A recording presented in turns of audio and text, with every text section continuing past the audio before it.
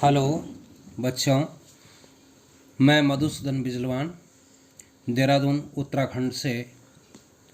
आज हम कक्षा 12 के आरोह हिंदी के प्रथम पाठ का अध्ययन करेंगे, जिसका नाम है आत्मपरिचय, जो हिंदी के सुप्रसिद्ध कवि हरिवंश राय बच्चन द्वारा लिखा गया है। हरिवंश राय बच्चन का जन्म 1907 में इलाहाबाद में हुआ था। 1942 से 52 तक इन्होंने इलाहाबाद विश्वविद्यालय में प्राध्यापक के पद पर कार्य किया और इन्होंने बहुत सारी रचनाएं लिखी, जिनमें मुख्य रूप से मधुशाला, मधुबाला, मधुकलश, निशा निमंत्रण, एकांत संगीत आदि प्रमुख रूप से हैं। यहाँ पर कवि बच्चन का कवि रूप जो विख्यात हुआ है, उन्होंने अनेकों कहानियाँ, नाटक, डायरी आदि के साथ बेहतरीन आत्मकथा भी लिखी है, जो ईमानदार आत्मस्वीकृति और प्रांजल शैली के कारण निरंतर पठनीय बनी हुई है। उसी का एक संक्षिप्त परिचय आत्मपरिचय के रूप में यहाँ प्रस्तुत है। आत्मपरिचय कविता। मैं जग जीवन का भार लिए फिरता हूँ, फिर भी जीवन में प्यार लिए फिरता हूँ। कर दिया किसी ने झंकृत जिनको छूकर, मैं सांसों के 2 तार लिए फिरता हूँ। यहाँ पर कवि श्री हरिवंश राय बच्चन जी ने स्वयं का परिचय देने का प्रयास किया है और साथ ही समाज के साथ अपने खट्टे मीठे अनुभवों का वर्णन करते हुए कहते हैं, मेरे कंधों पर जग जीवन का भार है, फिर भी मेरे जीवन में प्रेम की भावना विद्यमान है। अर्थात मैं अपनी वाणी से सभी की पीड़ा व्यक्त करता हूँ और दुनिया से प्रेम के व्यवहार की अपेक्षा रखता हूँ।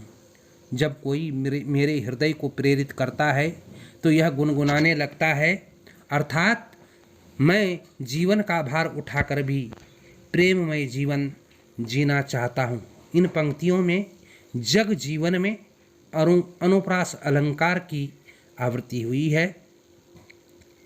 मैं स्नेह सुरा का पान किया करता हूँ, मैं कभी न जग का ध्यान किया करता हूँ।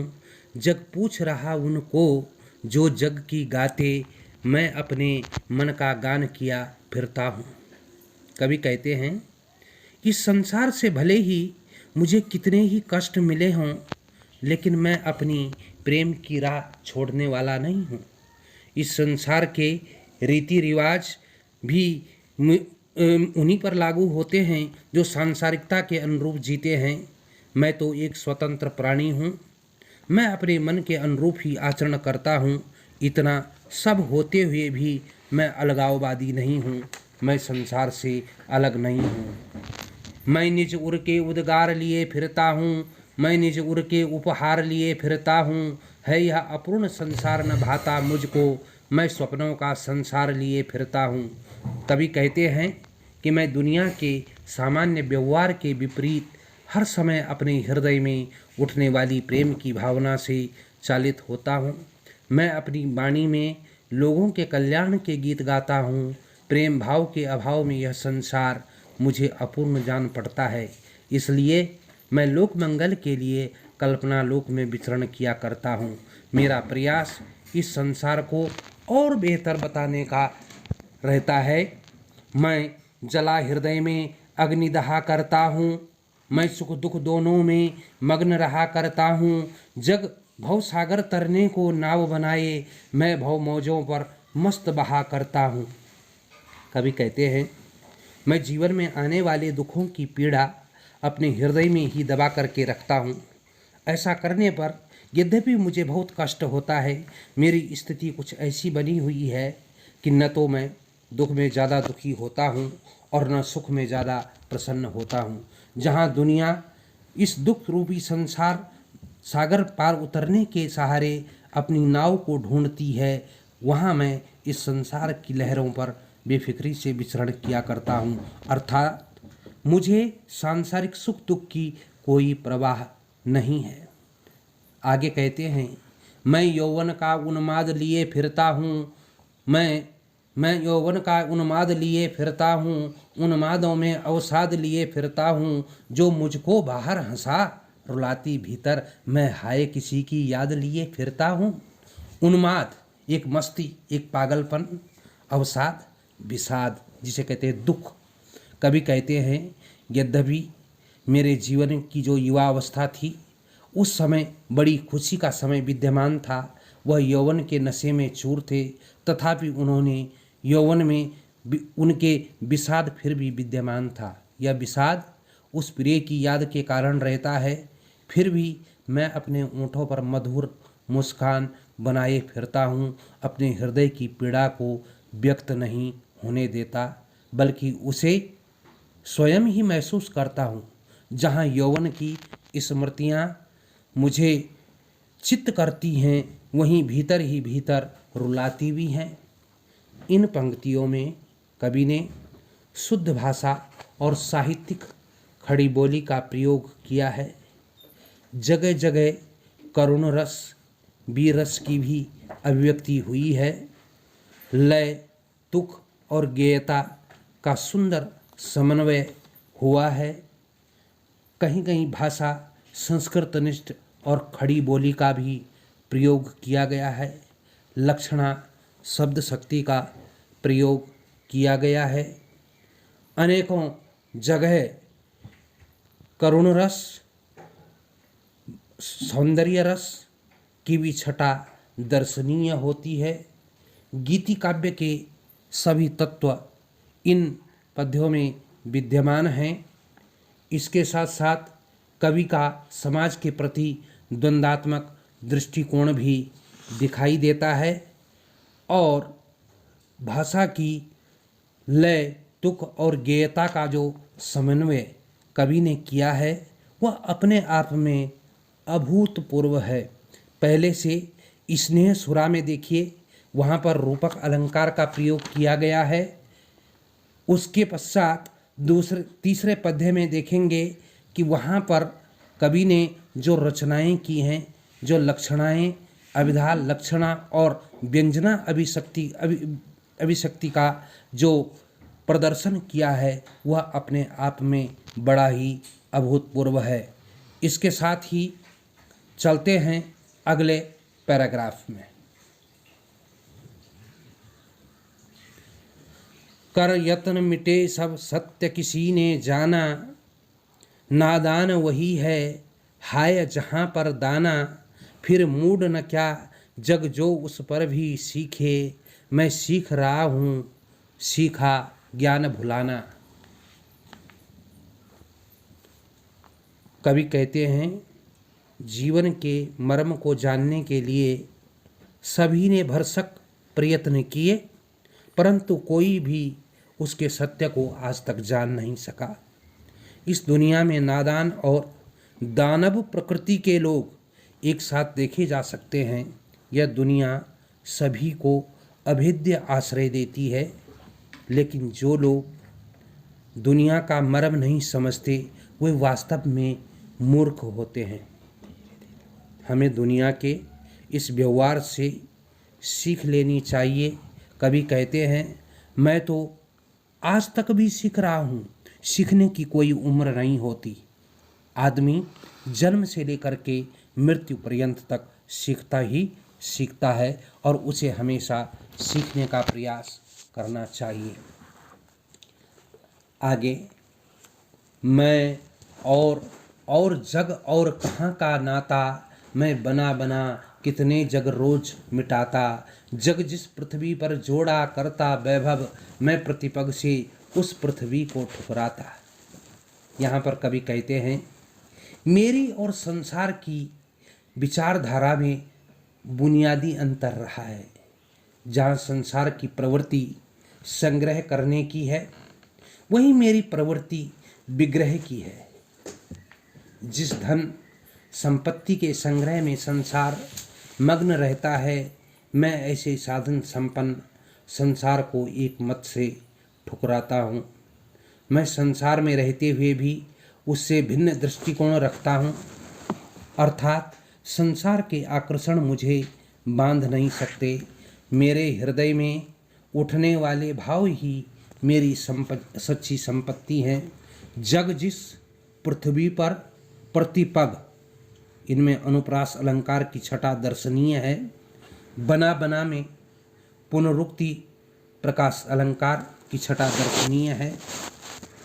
आगे, मैं निज रोदन में आग लिए फिरता हूँ, शीतल बाणी में आग लिए फिरता हूँ जिस पर भूपों के प्रासाद निछावर, मैं वह खंडहर का भाग लिए फिरता हूँ।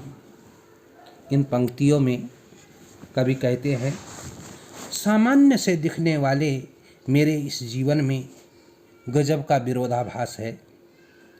भले ही दुनिया को मेरा रोदन सुनाई दे, परंतु इसमें भी एक राग का भाव है जिसे केवल मैं ही अनुभव कर सकता हूँ।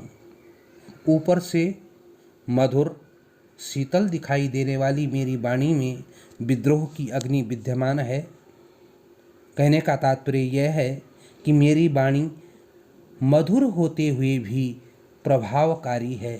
जिन राजाओं को अपने सुंदर सुंदर महलों पर घमंड है, उन महलों से सुंदर तो मेरे यह स्मृति रूपी खंडहर हैं, अर्थात मेरा कवि कर्म अन्य किसी भी कर्म से महत्वपूर्ण है। यहाँ पर विरोधाभास अलंकार की छटा दर्शनीय है। रोदन में राग में अनुप्रास व विरोधाभास अलंकार है। मुक्त छंद मुक्त रचना है। आगे, मैं रोया इसको तुम कहते हो गाना, मैं फूटा पड़ा तुम कहते छंद बनाना, क्यों कभी कहकर संसार मुझे अपनाए, मैं दुनिया का हूँ एक नया दीवाना। यहाँ पर कवि ने अपने को दीवाने के रूप में प्रदर्शित किया है। कवि कहते हैं कि समाज उसकी वास्तविक स्थिति को आज तक नहीं जान पाया है। जब मैं अपने हृदय की पीड़ा व्यक्त करता हूँ तो समाज उसे गाने का नाम देता है। जब मैं अपनी दबी भावना को वाणी देता हूँ तो दुनिया सोचती है मैं छंदबद्ध करके कविता की रचना कर रहा हूँ। कहने का भाव यह है कि दुनिया उसके दुख को समझ नहीं पाती है। कवि चाहता है कि यह दुनिया अपने दीवाने के रूप में उसे स्वीकार न करे, क्योंकि एक कवि के रूप में अर्थात चाहे दुनिया के साथ मेरे संबंध जैसे भी हों, पर मेरे मन में उसके प्रति प्रेम भाव है। यहाँ पर करुण रस की सुंदर अभिव्यक्ति हुई है। तत्सम और तद्भव शब्दों का भी अच्छा समन्वय कवि ने यहाँ पर किया है। आगे कहते हैं, मैं दीवानों का वेश लिए फिरता हूँ, मैं मादकता निःशेष लिए फिरता हूँ, जिसको सुनकर जग झूमे झुके लहराए, मैं मस्ती का संदेश लिए फिरता हूँ। यहाँ पर कवि ने दूसरों को भी अपने जैसा ही समाज प्रेमी बनने की प्रेरणा दी है। कवि कहता है, भले ही दुनिया मुझे सामान्य जन ही समझे, लेकिन मैं इस संसार का सच्चा प्रेमी हूँ। मेरे पास एक ऐसा मंत्र है जिसे पाकर हर कोई मेरी तरह मत वाला बन जाएगा। मैं चाहता हूँ मेरे इस संदेश को सभी आत्मसात करें, सभी मेरी इस दुनिया के प्रति मधुर संबंध रखें। ऐसा करने पर ही जीवन का सच्चा सुख मिलना संभव है और दुनिया के लोग सुखमय जीवन ऐसी स्थिति में ही बिता सकते हैं। इन पद्यों में कवि ने संस्कृतनिष्ठ तत्सम खड़ी बोली का प्रयोग किया है। मूलतः छंद मुक्त रचना है। इन पंक्तियों में झूम झुके मैं मस्ती जैसे शब्दों में अनुप्रास अलंकार की छटा दर्शनीय है और मूल रूप से कवि की संसार को देख करके जो पीड़ा का भाव है वह मुख्य रूप से दृष्टिगोचर हुआ है। माधुर्य गुण का सुंदर समावेश कवि ने यहाँ पर किया है। अब चलते हैं कवि के दूसरे शीर्षक पर दिन जल्दी जल्दी ढलता है। इसमें कवि ने मूल रूप से मनुष्य को समय रहते कार्य करने की सलाह दी है, क्योंकि मानव के जीवन में समय सबसे बड़ी अमूल्य धरोहर है। सब चीज़ को खरीदा जा सकता है, लेकिन समय को कभी खरीदा नहीं जा सकता। कवि कहता है, हो जाए न पथ में रात कहीं, मंजिल भी तो है दूर नहीं। यह सोच थका दिन का पंथी भी, जल्दी जल्दी चलता है, दिन जल्दी जल्दी ढलता है। कवि जीवन रूपी यात्री को संबोधित करते हुए कहता है कि समय बहुत तेजी से चलता जा रहा है। अब तो तुम्हारी मंजिल भी दूर नहीं है, अर्थात दूर तो है लेकिन ज़्यादा दूर नहीं है। इसलिए तुम्हें अब शीघ्रता से जीवन रूपी मार्ग पर आगे बढ़ना चाहिए।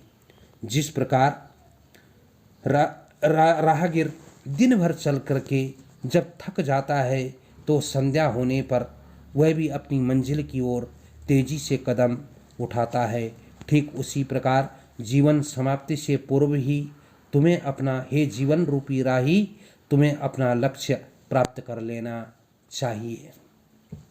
यहाँ पर मूल रूप से देखेंगे आप तो लक्षणा शब्द शक्ति का प्रयोग कवि के द्वारा किया गया है। जल्दी जल्दी में पुनरुक्ति प्रकाश अलंकार है। पंथी भी में स्वर मैत्री है। आगे बच्चे प्रत्याशा में होंगे, निर्णयों से झांक रहे होंगे, पर यह ध्यान परों में चिड़ियों के भरता कितनी चंचलता है, दिन जल्दी जल्दी ढलता है। प्रत्याशा, पाने की इच्छा, प्राप्त करने की इच्छा। यहाँ पर कवि ने संध्या के समय प्रकृति में होने वाले परिवर्तनों का सजीव चित्रण किया है और मनुष्य को प्रेरणा दी है प्रोत्साहन की। संध्या होने पर घोंसलों में बैठे पक्षियों के बच्चे कुछ पाने की आशा में चहकते रहते हैं। जैसे ही चिड़ियों को अपने बच्चों का ध्यान आता है, उनकी चंचलता बढ़ जाती है, उनके पंखों की तत्परता के भाव देखे जा सकते हैं। कहने का यह आशय है कि चिड़िया भी संध्या होने पर शीघ्र अपने घोंसले में अपने बच्चों के पास पहुंचना चाहती है। जीवन यात्री को भी अपने लक्ष्य की प्राप्ति के लिए समय रहते प्रयास करना चाहिए। आगे, मुझसे मिलने को कौन विकल मैं होऊं, किसके हित चंचल, यह प्रश्न शिथिल करता पद को भरता उर में भिवलता है, दिन जल्दी जल्दी ढलता है। यहाँ पर कवि ने अपने लक्ष्य की ओर निरंतर बढ़ने के लिए हमें प्रेरित किया है। जब तक मनुष्य के हृदय में मिलन की व्याकुलता नहीं होती, तब तक उसके पैरों में शिथिलता ही दिखाई देती है। कवि कहते हैं, लक्ष्य प्राप्ति के पश्चात का सुखद अनुभव ही आगे बढ़ने के लिए प्रेरित करता है। इसलिए हमें समय रहते जागरूक होना चाहिए, समय का हमें सदुपयोग करना चाहिए। इनमें मूल रूप से तत्समनिष्ठ खड़ी बोली का प्रयोग किया गया है। प्रश्नावली शैली का प्रयोग कवि ने यहाँ पर किया है। छंद मुक्त रचना होते हुए भी लय तुक की गेयता विद्यमान है। आशा है आप ध्यानपूर्वक इस पाठ को पढ़ करके लाभान्वित होंगे। धन्यवाद।